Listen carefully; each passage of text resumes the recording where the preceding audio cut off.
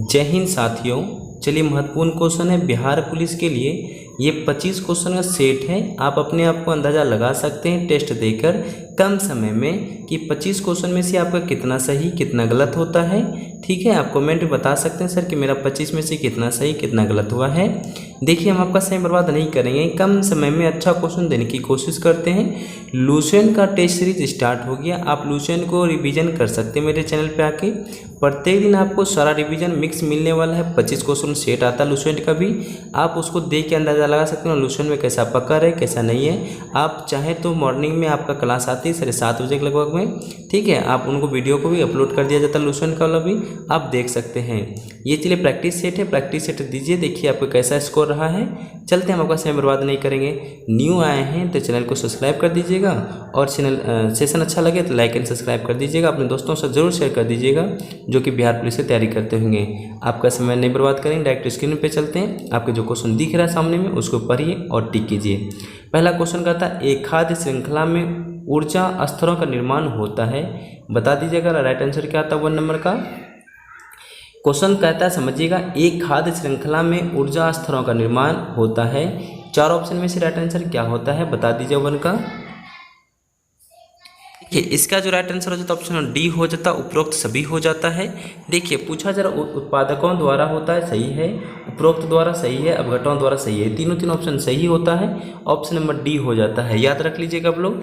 हम लोग चलते क्वेश्चन नंबर 2 में। क्वेश्चन नंबर 2 में कहता है सदीर। सदीर किस नृत्य शैली का प्राचीन नाम है, बता दीजिएगा। सदीर जो है किस नृत्य शैली का प्राचीन नाम है।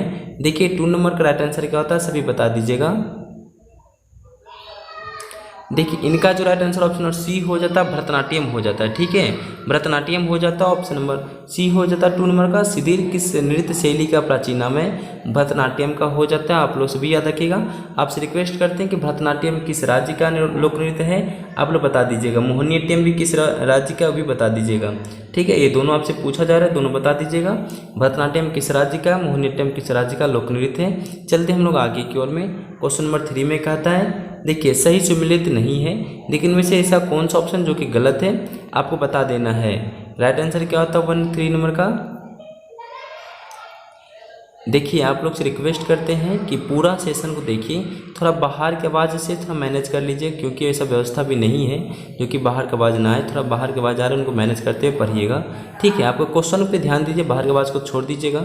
ठीक है, देखिए सही सुमेलित नहीं इनमें से कौन नहीं है, आपको देखते हुए पता चल जाता होगा। ऑप्शन नंबर ए जो है इसमें से सही सुमेलित नहीं है। ठीक है, 29 दिसंबर को अंतर्राष्ट्रीय शिक्षक दिवस नहीं मनाया जाता है, ये ऑप्शन नंबर गलत हो जाता है।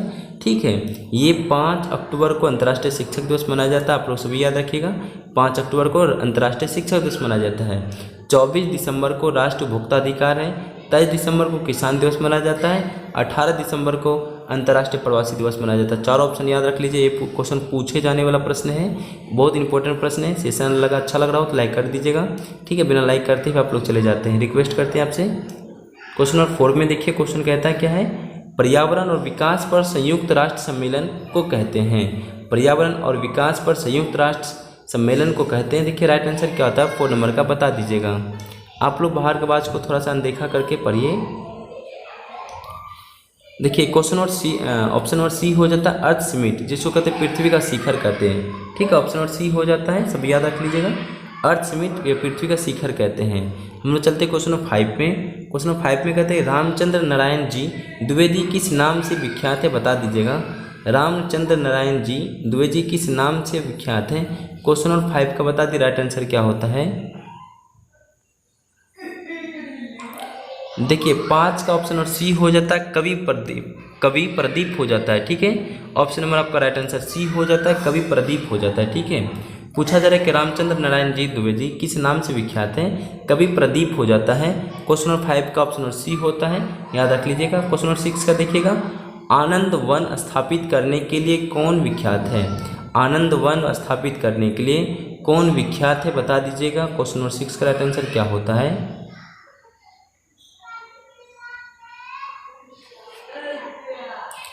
देखिए इसका जो राइट आंसर हो जाता है बाबा आम्बेडकर हो जाता है। ऑप्शन नंबर सी हो जाता है बाबा अमिट। आनंदवन स्थापित करने के लिए कौन सा विख्यात है? बाबा अमिट हो जाता है, सब याद रख लीजिएगा। हम लोग चलते हैं 7 नंबर में। कह कि टेनिस में हार्ड कोर्ट वह कोर्ट होता है जिसकी सतह डैश से बनी होती है। देखिए पूछा जा रहा क्वेश्चन बहुत महत्वपूर्ण क्वेश्चन है। टेनिस में हार्ड जो है हार्डेड कोर्ट वह कोर्ट होता है जिसकी सतह से डैश से बनी होती है। राइट आंसर क्या होता है 7 नंबर का? देखिए इसका जो राइट आंसर ऑप्शन ए हो जाता है कंक्रीट हो जाता है, कंक्रीट से बना होता है, सब याद रख लीजिए 7 नंबर का। हम लोग चलते हैं 8 नंबर में। 8 का देखिए क्वेश्चन कहता है निम्नलिखित देशों में कौन एक आसियान का सदस्य नहीं है?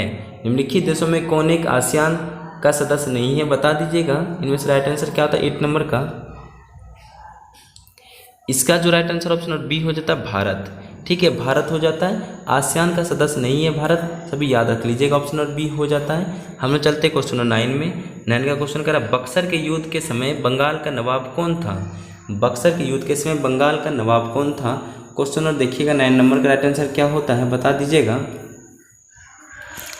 इनका जो हो जाता है मीर कासिम हो जाता है, ऑप्शन नंबर सी हो जाता है। ठीक है, ऑप्शन नंबर सी हो जाए मीर कासिम हो जाएगा। क्वेश्चन कहता है बक्सर के युद्ध के समय बंगाल का नवाब कौन था? मीर कासिम था, सभी याद रखिएगा। हम लोग चलते क्वेश्चन नंबर 10 में। प्रार्थना समाज का संस्थापक कौन था? प्रार्थना समाज का संस्थापक कौन था? क्वेश्चन नंबर 10 का राइट आंसर क्या होता है, सभी बता दीजिएगा। देखिए इसका जो राइट आंसर हो जाता है आत्माराम पांडुरंग हो जाता है, सभी याद रखिएगा। पूछा जा रहा है क्वेश्चन प्रार्थना समाज के संस्थापक कौन था? आत्माराम पांडुरंग हो जाता है। क्वेश्चन नंबर 10 का option number C right answer होता है, सभी याद रख लीजिएगा। 11 नंबर का देखिए ताओ धर्म के प्रतिवादक माने जाते हैं, ताओ धर्म के प्रतिवादक माने जाते हैं। 11 नंबर का राइट आंसर क्या होता है, सभी बता दीजिएगा। देखिए इसका जो हो जाता है ऑप्शन नंबर ए हो जाता है ला ओ उत्संग हो जाता है। ठीक है, right answer option number A हो जाता है, सभी याद रख लीजिएगा। 11 number right answer option number A होता है। 12 में देखिएगा east India company, east India company अफीम किस देश को भेजती थी, बता दीजिएगा। ईस्ट इंडिया कंपनी क्या अफीम किस देश को भेजती है, बता दीजिएगा। ईस्ट इंडिया का स्थापना कब हुआ था? 1600 में हुआ था। ईस्ट इंडिया कंपनी का स्थापना 1600 में हुआ था। किस देश को अफीम भेजती थी, बता दीजिएगा। 12 नंबर का राइट आंसर क्या होता है? इसका जो राइट आंसर हो जाता है ऑप्शन डी हो जाता है चीन हो जाएगा। ठीक है, ईस्ट इंडिया कंपनी अफीम किस देश को भेजती थी? चीन को, सभी याद रखिएगा। 12 नंबर का ऑप्शन डी होता है। 13 नंबर का देखिएगा अवध, अवध का संस्थापक कौन था? अवध का संस्थापक कौन था? 13 नंबर का राइट आंसर क्या होता है, सभी बता दीजिएगा। देखिए इसका जो राइट आंसर ऑप्शन बी हो जाता है। ठीक है, ऑप्शन नंबर बी होता है सादत खान बुरहान उल मुल्क हो जाता है। अवध का संस्थापक ऑप्शन नंबर बी हो जाता है सादत खान बुरहान उल मुल्क हो जाता है, ऑप्शन नंबर बी हो जाएगा 13 का, सभी याद रख लीजिएगा। 14 का देखिए क्वेश्चन कहता है 1928 में स्थापित आंध्र प्रोविंशियल रैयत किसान सूबा एसोसिएशन का पहला अध्यक्ष कौन था, बता दीजिएगा। 14 नंबर का राइट आंसर क्या होता है? देखिए इसका जो राइट आंसर ऑप्शन बी हो जाता है एन जी रंगा, ऑप्शन नंबर बी हो जाता है एन जी रंगा हो जाता है, सभी याद रखिएगा। 14 नंबर का बी नंबर होगा। हम लोग चलते हैं 15 नंबर में। हिस्ट्री ऑफ द इंडिया म्यूनिटी नामक पुस्तक निम्नलिखित में से किसने लिखी है? बहुत इंपॉर्टेंट पुस्तक का नाम है, याद रखिएगा आप लोग। 15 नंबर का क्वेश्चन पूछा जाता है हिस्ट्री ऑफ द इंडियन म्यूनिटी नामक पुस्तक निम्नलिखित में से किसने लिखी है, याद रखिएगा। 15 नंबर का राइट आंसर क्या होता है? देखिए इसका जो राइट आंसर ऑप्शन सी हो जाता है जी मेल्सन हो जाता है, जी मेल्सन हो जाता है। ठीक है, 15 नंबर का ऑप्शन सी हो जाता है जी मेल्सन, सभी याद रखिएगा। हम लोग 16 नंबर का चलिए। 16 नंबर क्वेश्चन कहता है कपिल मुनि द्वारा प्रतिपादन दार्शनिक प्रणाली है। देखिए 16 नंबर राइट आंसर क्या होता है? कपिल मुनि द्वारा प्रतिपादित दार्शनिक प्रणाली है। 16 नंबर राइट आंसर क्या होता है, बता दीजिएगा सभी। देखिए इसका जो कपिल मुनि द्वारा प्रतिपादित दार्शनिक था, इनका हो जाता है संख्या दर्शन, ऑप्शन नंबर बी हो जाता है, सभी याद रखिएगा। ऑप्शन नंबर बी हो जाएगा, संख्या दर्शन हो जाता है, ऑप्शन नंबर बी हो जाएगा राइट आंसर। हम लोग चलते हैं 17 नंबर में। 17 नंबर में कहता है कि राजा खारवेल का नाम जुड़ा है, किससे जुड़ा है, बता दीजिएगा। राजा खारवेल का नाम जुड़ा है, किन से जुड़ा है? 17 नंबर राइट आंसर क्या होता है, बता दीजिएगा। देखिए इनका जो राइट आंसर ऑप्शन सी हो जाता है, हाथी गुफा लेक के साथ जुड़ा है। हाथी गुफा लेक राजा खारवेल का नाम जुड़ा है, सभी याद रख लीजिएगा, बहुत इंपॉर्टेंट पॉइंट था, सभी नोट कर लीजिए कॉपी में। 80 नंबर का देखिए क्वेश्चन कहता है, संयुक्त राष्ट्र की सुरक्षा परिषद का स्थायी सदस्यता किसने प्राप्त नहीं है, किसे प्राप्त नहीं है बता दीजिएगा। संयुक्त राष्ट्र की सुरक्षा परिषद का स्थायी सदस्यता किसे प्राप्त नहीं है बता दीजिएगा। 80 नंबर राइट आंसर क्या होता है। देखिए इसका जो है ऑप्शन नंबर डी हो जाता है, जापान को इसमें सदस्यता नहीं है, सभी याद रखिएगा, ऑप्शन नंबर डी हो जाता है। हम लोग चलते हैं 90 नंबर का क्वेश्चन कहता है, निम्न में से कौन सी रेखा भारत से होकर गुजरती है। ये तो सभी को पता होगा कौन सी रेखा भारत से होकर गुजरती है। 90 नंबर का फटाफट आप लोग को मैंने जवाब दे दिया, राइट आंसर क्या होता है आप लोग कमेंट में जरूर लिखिएगा। ऑप्शन बी हो जाता है कर्क रेखा। कर्क रेखा भारत से 8 राज्य से होकर गुजरता है, सभी को पता है। हम आगे की ओर बढ़ते क्वेश्चन नंबर 20 में करा कि दाचीग्राम अभ्यारण्य भारत के किस राज्य में स्थित है। दाचीग्राम अभ्यारण्य भारत के किस राज्य में स्थित है। 20 नंबर राइट आंसर क्या होता है बता दीजिएगा। देखिए इसका जो ऑप्शन और ए हो जाता है जम्मू एंड कश्मीर हो जाता है। दाचीग्राम अभ्यारण्य भारत के किस राज्य में स्थित है, जम्मू एंड कश्मीर में है, सभी याद रखिएगा। 21 का क्वेश्चन कहता है, दक्षिण भारत की सबसे ऊंची चोटी कौन है। दक्षिण भारत की सबसे ऊंची चोटी कौन है। 21 का राइट आंसर क्या होता है बता दीजिएगा। देखिए इसका जो ऑप्शन नंबर ए हो जाता है अनाईमुडी हो जाता है, ऑप्शन नंबर ए हो जाता है अनाईमुडी हो जाएगा।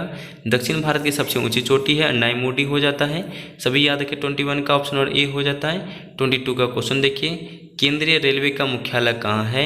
22 का सभी बता दीजिएगा, बहुत इंपॉर्टेंट पॉइंट है, ठीक है। केंद्रीय रेलवे का मुख्यालय कहाँ है। 22 का राइट आंसर क्या होता है। देखिए इसका जो right answer option number A हो जाता है मुंबई, ऑप्शन नंबर ए हो जाता है मुंबई हो जाएगा, ठीक है। केंद्रीय रेलवे मुख्यालय हो जाता है कहाँ है, तो इसका हेडक्वार्टर मुंबई हो जाता है, सभी याद रखिए। 22 का right answer option number A हो जाता है मुंबई। हम लोग चलते हैं 23 का। 23 का देखिए क्वेश्चन कहता है क्या है। क्वेश्चन कहता है कि पारिस्थितिक प्रणाली क्या है। पारिस्थितिक प्रणाली क्या है। 23 का राइट आंसर क्या होता है सभी बता दीजिएगा। इनका जो ऑप्शन और डी हो जाता है जीव भू वैज्ञानिक प्रणाली हो जाता है, ऑप्शन डी हो जाएगा, सभी याद रख लीजिएगा। पारिस्थितिक प्रणाली क्या होती है, जीव भू वैज्ञानिक प्रणाली हो जाता है, सभी ऑप्शन डी हो जाएगा। 24 का क्वेश्चन कहता है इनमें कौन लौह अयस्क नहीं है। 24 का क्वेश्चन कहता है इनमें कौन लौह अयस्क नहीं है। 24 का राइट आंसर क्या होता है सभी बता दीजिएगा। इसका जो ऑप्शन नंबर सी हो जाता है एंथ्रासाइट हो जाता है, सभी याद रख लीजिएगा। इनमें से लौह अयस्क नहीं है, एंथ्रासाइट हो जाता है, ठीक है। हम लोग चलते हैं 25 का। 25 का क्वेश्चन कहता है कि भारत के किस राज्य में सड़कों की लंबाई सबसे अधिक है, बता दीजिएगा। भारत की किस राज्य में सड़कों की सबसे लंबाई अधिक है। 25 के लास्ट क्वेश्चन क्या है बता दीजिएगा। लास्ट क्वेश्चन है सेशन का। 25 का राइट आंसर क्या होता है बता दीजिएगा। देखिए इसका ऑप्शन और सी हो जाता है, ठीक है। ऑप्शन और क्या होता है सी होता है। भारत के किस राज्य में सड़कों की लंबाई सबसे अधिक है, उत्तर प्रदेश में है, ऑप्शन नंबर सी हो जाता है 25 का। देखिए आप लोगों को सेशन कैसे का आप लोग बता दीजिएगा, ठीक है। प्यारा सा कमेंट जरूर कीजिएगा, आप लोग कमेंट नहीं करते, रिक्वेस्ट करते हैं कि आप अच्छा सा कुछ कमेंट कीजिए अपने बारे में, ठीक है। आप कहाँ से हैं, किसका तैयारी करते हैं, ठीक है। चलिए 25 में से आपका कितना सही होता है कमेंट में ज़रूर बता दीजिएगा। धन्यवाद आप सभी को।